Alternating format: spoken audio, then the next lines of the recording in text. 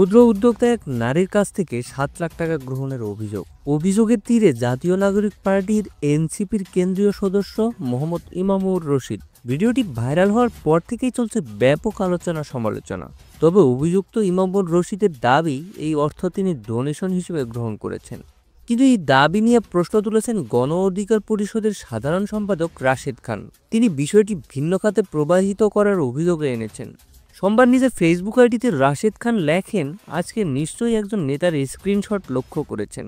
এক আপুর কাছ থেকে পারটেক্স ও ওয়ালটনের নাম্বার চাওয়া হচ্ছে।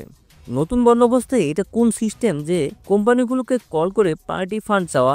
রাশেদ খান আরও প্রশ্ন তোলেন, এই বড় পার্টি ফান্ড কি আসলেই পার্টি ফান্ডে আছে নাকি নেতার পকেটে? তিনি পুরো ঘটনার সুষ্ঠু তদন্ত দাবি করেন। তিনি অতীতের প্রসঙ্গ টেনে বলেন, ডিসি নিয়োগের কেলেঙ্কারির পেছনেই এমন চক্র জড়িত ছিল।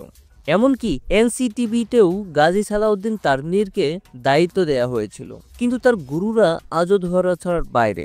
এদিকে সব অভিযোগের জবাবে মুখ খুলেছেন ইমামুর রশিদ। তিনি তার ফেসবুক পোস্টে জানান, এই ভিডিওটি মে মাসের এবং ওই নারী পার্টির শীর্ষ নেতাদের কাছ থেকে অনৈতিক সুবিধা চেয়ে ব্যর্থ হয়ে ভিডিওটি ছড়িয়েছেন। তার দাবি, ওই নারী নিজেই ৭ লাখ টাকা ডোনেশন দেওয়ার প্রস্তাব দিয়েছিলেন। ইমামুর আরও লেখেন, ৪৮ লাখ টাকার ডোনেশনের অভিযোগ সম্পূর্ণ মিথ্যা। তিনি বলেন, আমার সর্বোচ্চ যোগ্যতা হলো আমার সততা। আমি কোনো অনৈতিক কাজ করেছি প্রমাণ দিতে পারলে স্বেচ্ছায় যে কোনো শাস্তি মাথা পেতে নেব।